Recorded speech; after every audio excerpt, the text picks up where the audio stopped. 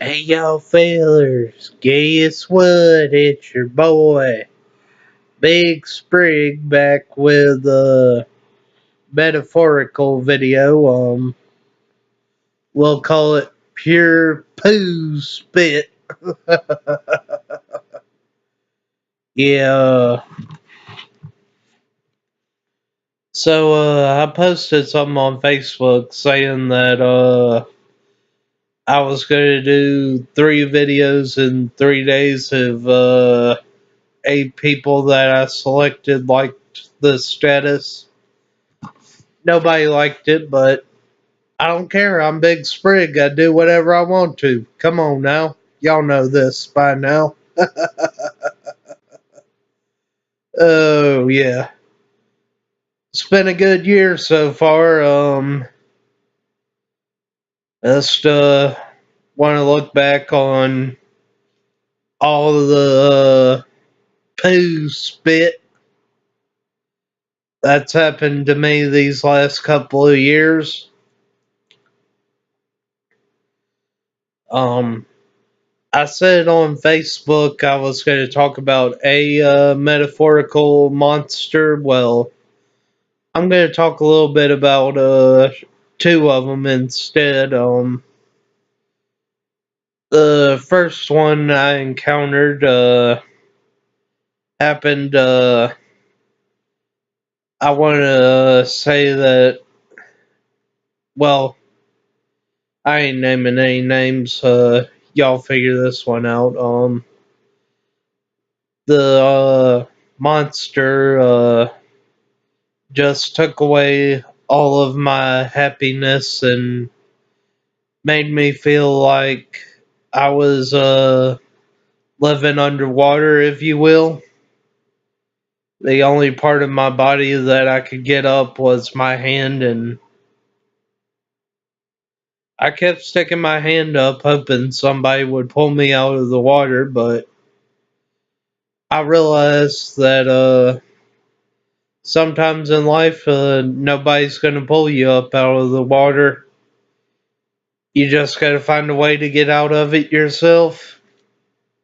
And but they did try to help. I mean, they made sure the beast didn't kill me by giving me limited amounts of oxygen.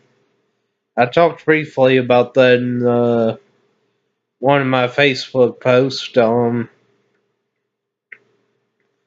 Yeah, I was tormented by this awful monster for guess it'd be 8 years now. Good God, where did all the time go from different things in my life that just allowed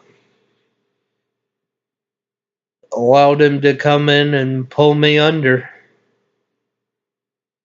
It wasn't just the feeling that I was underwater.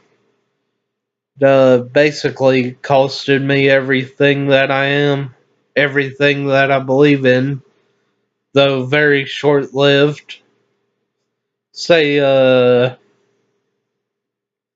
costed me everything I am for about a year and a half because I didn't have a choice. Now I do have a choice, and yeah, I've chosen that I'm not gonna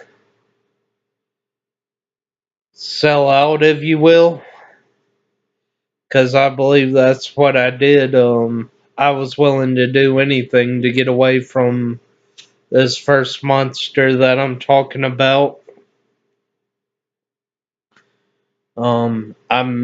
I allowed myself to be put on medication.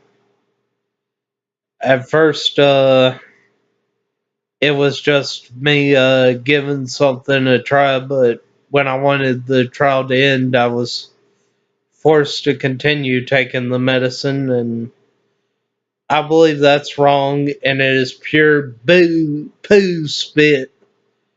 Cause I'm 28 years old. I mean, at the time I was only 27, but still, I'm an adult. No adult should be forced to take medicine against their will. And yeah. So another crutch I used to escape the first beast was the second beast, but I realized they were in cahoots together. What I mean by this is the second beast, he he held me against my will. Sure, I fell out of the water while I was in there in the second beast, but it only fueled the agony that the first beast brought on. Because the first beast tricked me into falling for his trap, saying that he could help pull me out from under the water, but it didn't it didn't help my problem at all. Just well, when you're underwater, at least you have the freedom to swim around and see different things that might be under the water. But the second beast trapped me in his secret cave, and I just wanted out. I never got the significance how forcing somebody to stay somewhere against their will is supposed to help bring their happiness back. Um, the the first beast, I'm not gonna say what he is, but the second beast is a place called Aspire that I was in twice. Uh, Basically, when I agreed to go into the second beast, I truly believed he was going to help me and see that I got my happiness back. But I was thinking that maybe the other patients would have antisocial disorder and I'd have free reign of the TV. Well, problem is in that particular place, nobody has free reign of the TV. It has I'd say 8 shows that it plays repeatedly, different episodes, of course. You got Highway to Heaven, Green Acres, Andy Griffith. Good show, don't get me wrong. And what what else was there? Bill Cosby. Yeah, that's a creeper. And there was one other show I can't think of now. Oh yeah, Little House on the Prairie. I can only think of 5 shows that they played over and over, and a couple of times they played a couple movies, Toy Story and Lion King once, but they said that that movie was too violent to play a second time. I mean, come on now. Violence? Me like violence? I love violence when it's fake. When it's real, I have a problem with it.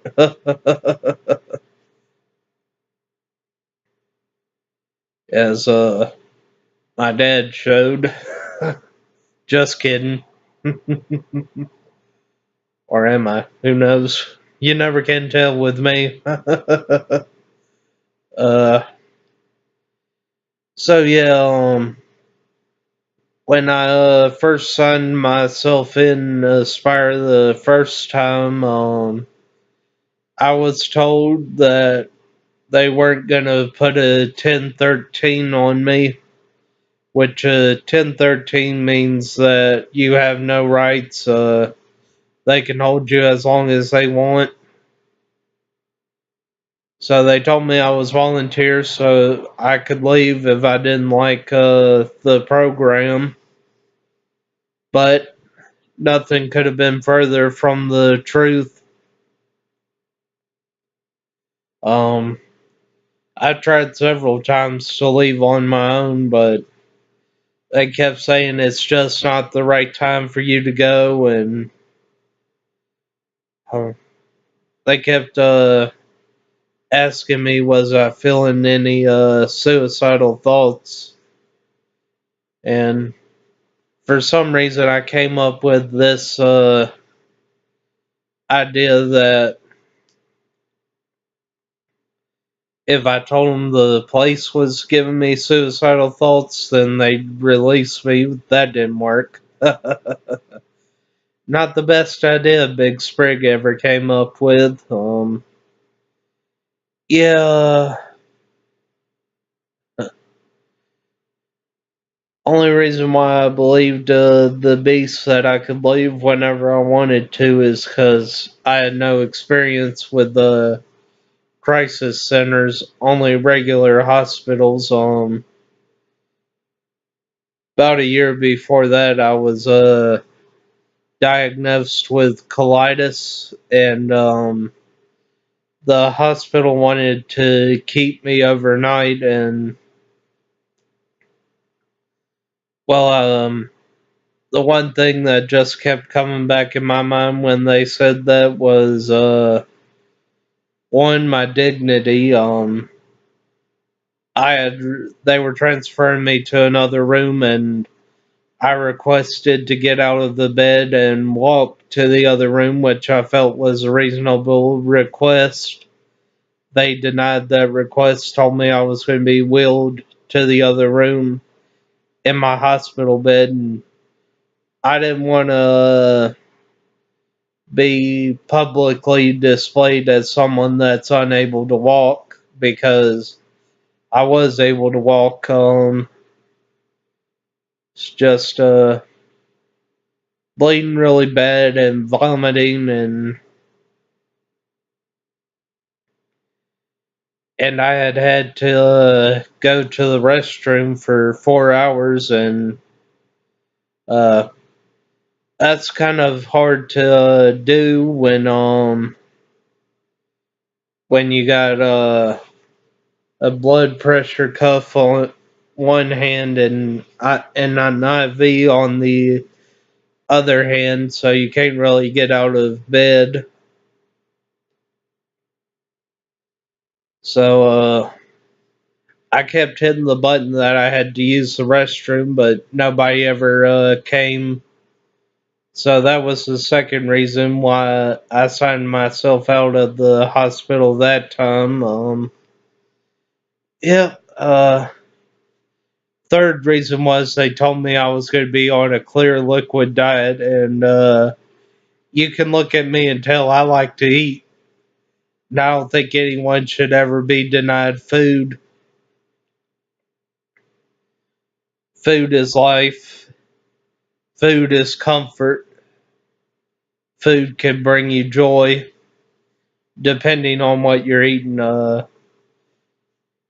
Lately, the foods I've been eating haven't brought me any joy either because I had a problem with the place that my food was brought from, or I just didn't like the food in general.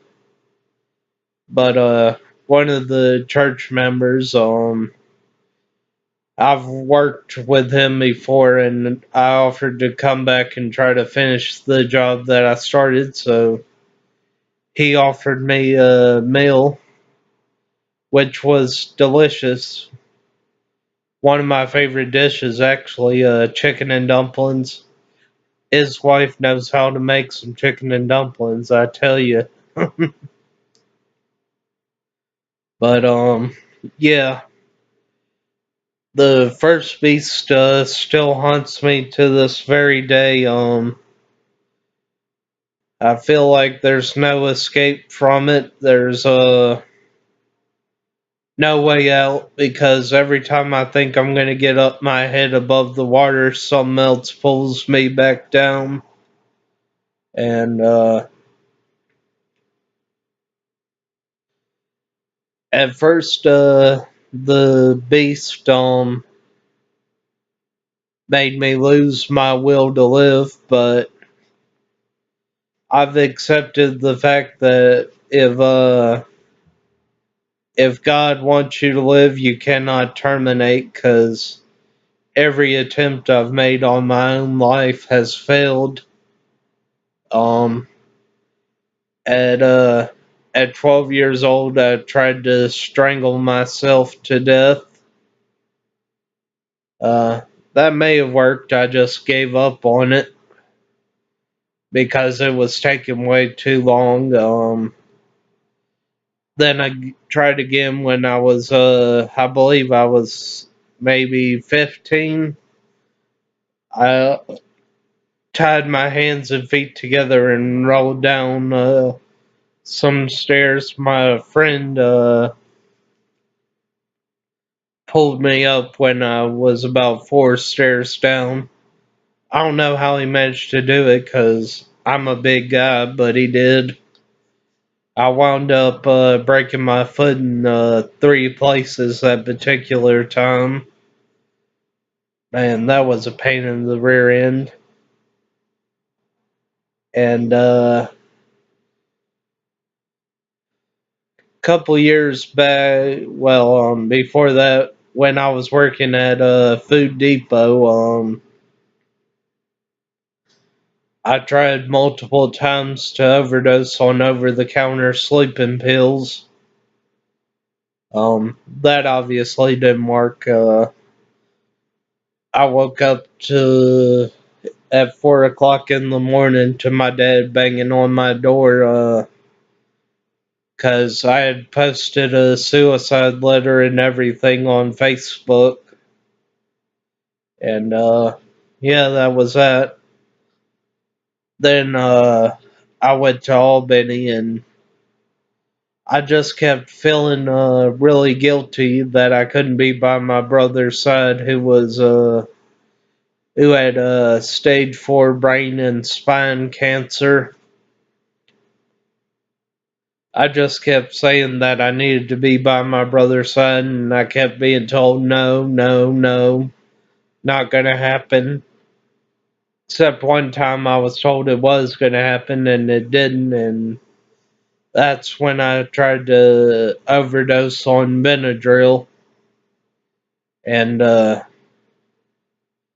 blame Food Depot for that because if they had just let me call out the day that I found out my brother had cancer, I would have stayed working with them and I would have been eligible for 3 weeks of vacation. So I could have went and saw my brother 3 times that year if they hadn't have been so cruel. And yes, finally I came out and said it. Food Depot is the place I used to work at.